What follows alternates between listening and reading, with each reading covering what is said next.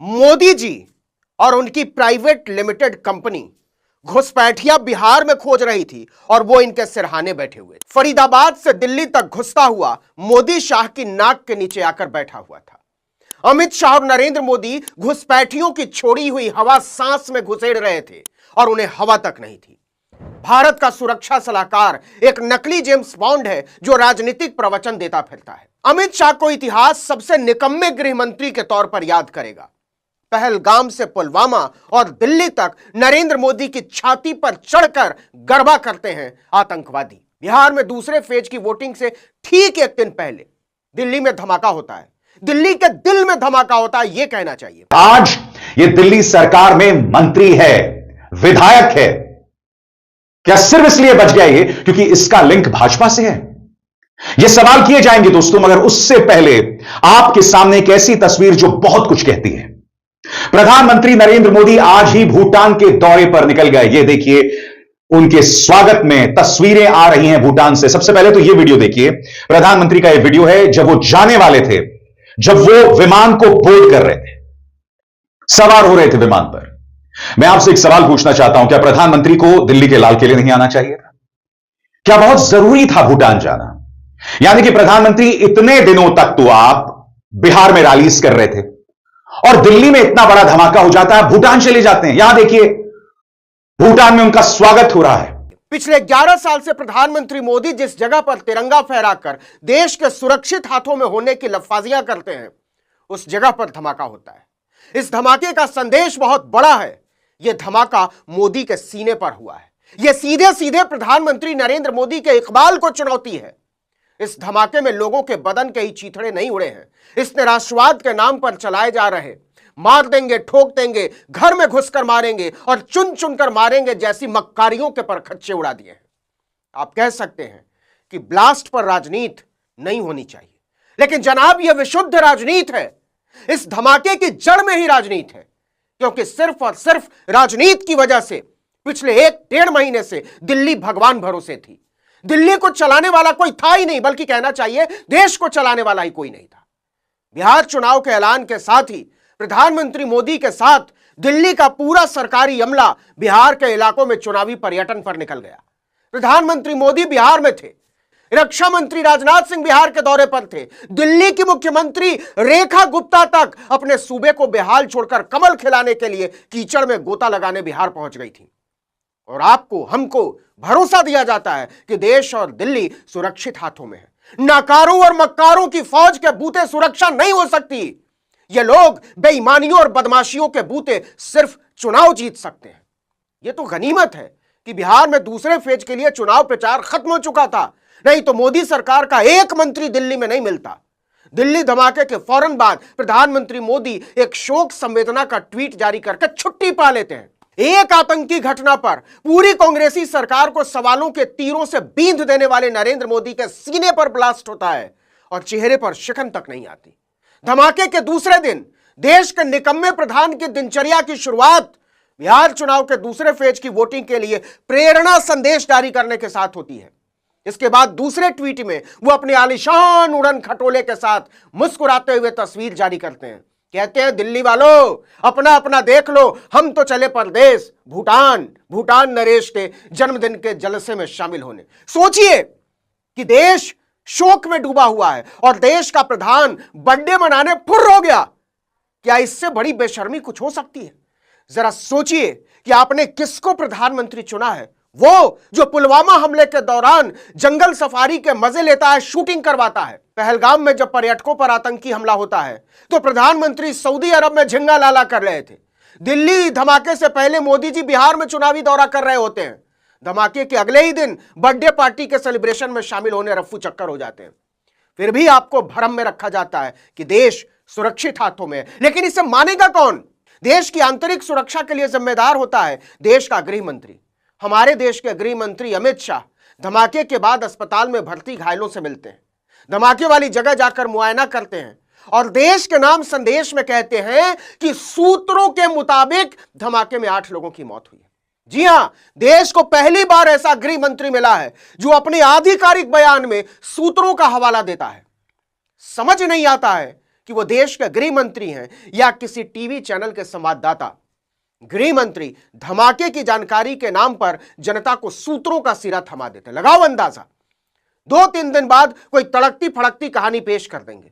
सूत्र के नाम पर तो मनोहर कहानियां वाली क्राइम थ्रिलर स्टोरी का पूरा प्लॉट लिखा जा सकता है। गृह मंत्री जी वही कर रहे हैं। यही होता है जब किसी चुनावी चौकड़ीबाज को देश का गृह मंत्री बना दिया जाए। अमित शाह चुनावी चौकड़ीबाज ही तो हैं जो पार्ट टाइम गृह मंत्री के रोल में आ जाते हैं। बीजेपी खुद उन्हें अपनी पार्टी का चाणक्य बताते नहीं थकती।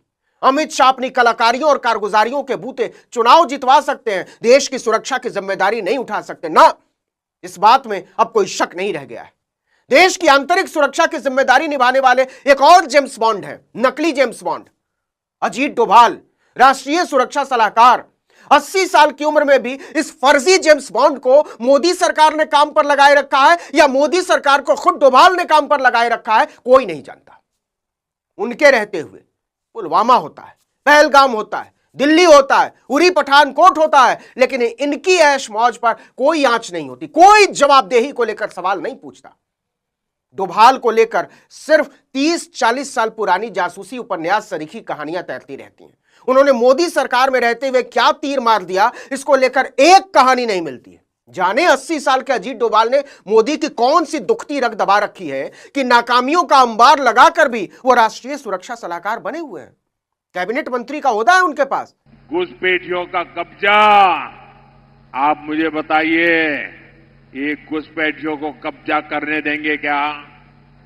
घुसपैठियों को कब्जा करने देंगे क्या? आपके हिस्से का काम, आपका रोजगार कोई घुसपैठिया ले ले तो आपको चलेगा क्या? आपके बच्चों का भविष्य ले ले तो चलेगा क्या? जरा सोचिए, पूरे 1 महीने से पूरा मोदी तंत्र बिहार जाकर घुसपैठिया चिल्ला रहा है। यहां दिल्ली और इसके आसपास के इलाकों में विस्फोटकों की पूरी खेप लेकर दहशतगर्द कुंडली मारकर बैठे रहे और गृह मंत्री के अंडर में आने वाली सुरक्षा एजेंसियां अपने साहब के बिहार चुनाव से लौटने के इंतजार में रही।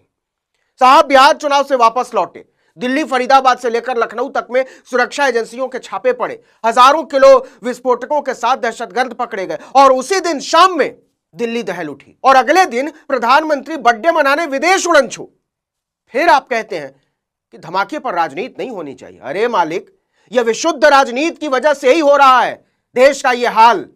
क्या आपको पता नहीं है कि सिर्फ राजनीति की वजह से छठी फेल कथावाचकों की फौज दिल्ली से लेकर वृंदावन तक हिंदू होने के नाम पर तांडव कर रही है। तांडव किसके इशारे पर यह हो रहा है? हिंदू राष्ट्र की ध्वजा निकालने वाले गुंडों लफंगों की टोली किसके इशारे पर सामाजिक सद्भाव की अर्थी निकालने पर तुली है? क्या यह किसी से छिपा हुआ है?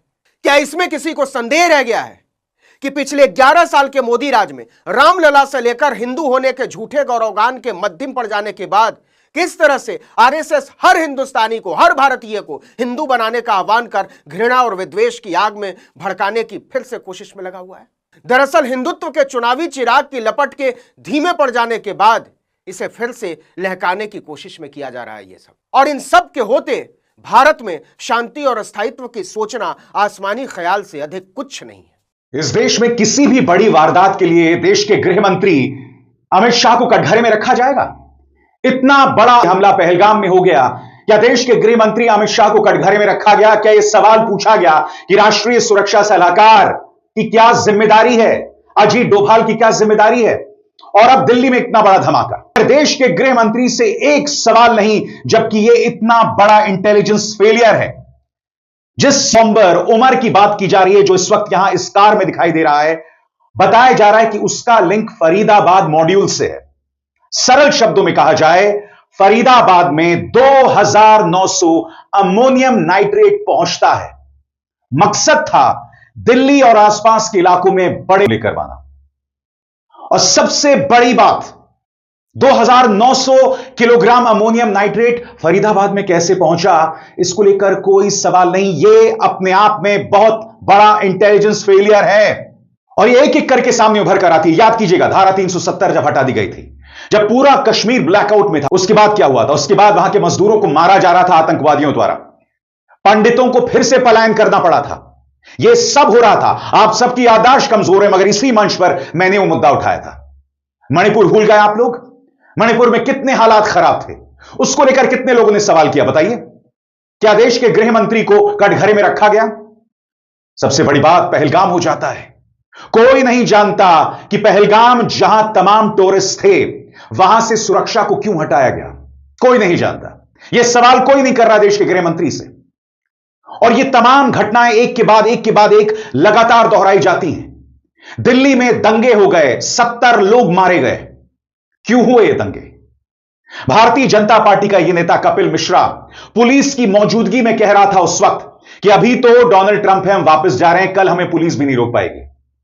दिल्ली की एक निचली अदालत ने कहा था कि इनके खिलाफ केस चलाया जाए, मगर दिल्ली की राउज एवेन्यू अदालत ने निचली अदालत के फैसले को पलट दिया रहस्यमय तरीके से, जबकि यह व्यक्ति खुलकर धमकी दे रहा था। आज यह दिल्ली सरकार में मंत्री है, विधायक है। क्या सिर्फ इसलिए बच गया ये क्योंकि इसका लिंक भाजपा से है? ये सवाल किए जाएंगे दोस्तों, मगर उससे पहले आपके सामने एक ऐसी तस्वीर जो बहुत कुछ कहती है।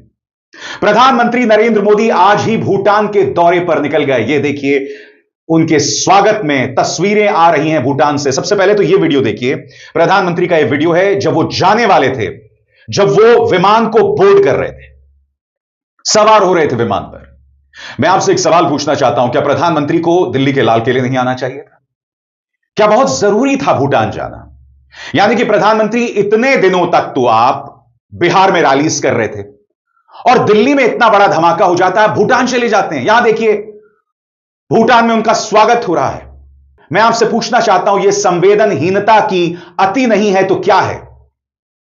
क्या प्रधानमंत्री को भूटान जाना चाहिए था? इस तरह से उनका स्वागत किया जाना चाहिए था? यह मत भूलिए दोस्तों, क्या हुआ था याद है आपको? जब पहलगाम हमला हुआ था, प्रधानमंत्री उस वक्त सऊदी अरब की यात्रा पर थे।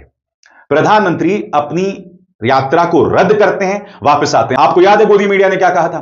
गोदी मीडिया ने कहा था, वाह क्या प्रधानमंत्री हैं, देश में आतंकवादी हमला होता है और वापस आ जाते हैं। अब वही गोदी मीडिया क्या कह रहा है कि सीखो प्रधानमंत्री से, आतंकवादी हमला हो गया मगर उन्होंने साबित कर दिया कि हमारी रफ्तार नहीं रुकेगी, और प्रधानमंत्री देखिए भूटान चले गए। क्या कोई यह सवाल उठा रहा है? क्या यह जायज है? याद कीजिएगा 26/11 का हमला 2008 में हुआ था। हमला जैसे ही होता है, उस वक्त के प्रधानमंत्री मनमोहन सिंह आते हैं, पत्रकारों को संबोधित करते हैं, प्रेस कॉन्फ्रेंस करते हैं। सुनिए उन्होंने क्या कहा था।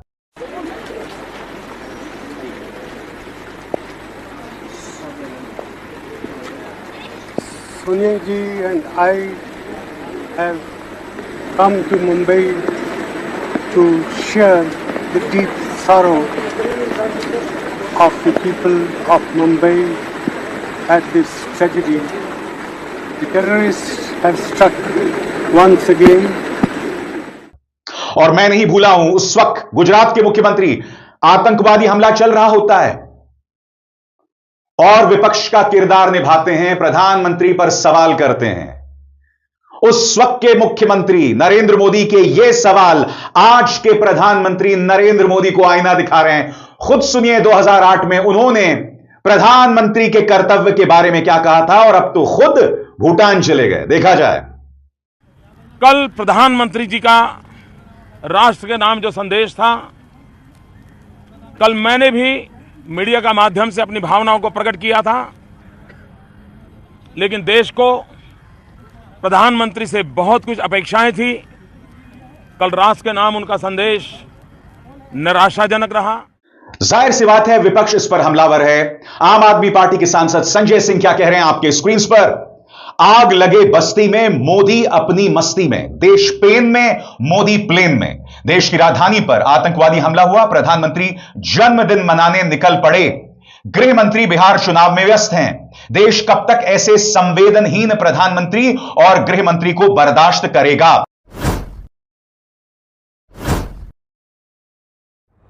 राष्ट्र की राजधानी दिल्ली में कल बड़े बम विस्फोट में 13 भारतीयों की हत्या हो गई। कल ही शाम को फरीदाबाद में 360 किलो से ज्यादा विस्फोटक बरामद हुआ था। वो कैसे वहां पहुंचा, अभी तक पता नहीं चल पाया है। 7 महीने पहले पहलगाम में एक नृशंस आतंकी हमला हुआ था, जिसमें हमारे भारतीय साथी शहीद हुए थे। और अब दिल्ली में यह बम ब्लास्ट हो रहा है। आखिर किसी की जवाबदेही है? कोई जिम्मेदार है? कहां है गृह मंत्री अमित शाह और प्रधानमंत्री मोदी? पिछले 7 महीनों में 41 भारतीयों की हत्या हुई है। बड़ी बड़ी चुनावी भाषण में इतने मशगूल हैं कि उनको राष्ट्रीय सुरक्षा से कोई मतलब ही नहीं है। और अमित शाह तो बिल्कुल फेल्ड गृह मंत्री है। उनकी नाक के नीचे मणिपुर से लेकर दिल्ली दंगे, पहलगाम आतंकी हमला और अब ये बम ब्लास्ट हो रहा है। दिल्ली पुलिस किसको रिपोर्ट करती है? अमित शाह को। आईबी किसको रिपोर्ट करती है? अमित शाह को। सरहदों की सुरक्षा किसकी जिम्मेदारी है? अमित शाह की। अमित शाह को चुनावी भाषणों से ही फुर्सत नहीं है। और प्रधानमंत्री मोदी हर बार की तरह जब संकट आया तो जिम्मेदारी से मुंह मोड़कर भूटान चले गए। लेकिन बड़ी बड़ी बातें करने से आपकी विफलताएं छुपेंगी नहीं, क्योंकि भारी सुरक्षा की चूक हो रही है। और प्लीज मुझे कोई यहां पर ज्ञान मत दे कि राजनीति मत करिए। इस देश की सुरक्षा को सुनिश्चित करना, लोगों को महफूज रखना सरकार की जिम्मेदारी है। और अगर मासूम भारतीयों की हत्या होगी तो सवाल पूछे जाएंगे, जवाबदेही तय की जाएगी। क्योंकि एक बात साफ है, यह देश सुरक्षित हाथों में तो बिल्कुल नहीं। जी हाँ दोस्तों, आपने देख ही लिया वीडियो के अंदर किस तरह मोदी की छितरौल की गई है।